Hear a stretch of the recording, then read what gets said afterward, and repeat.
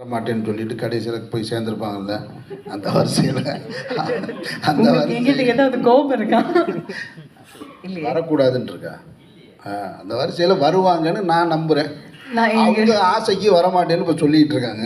எனக்கு actually voters ID இல்லை, Indian citizen தான். இது வரைக்கும் ஓட்டர்ஸ் ஐடி எடுக்கல. நான் இதுவரையும் லைஃப்பில் ஓட் பண்ணல.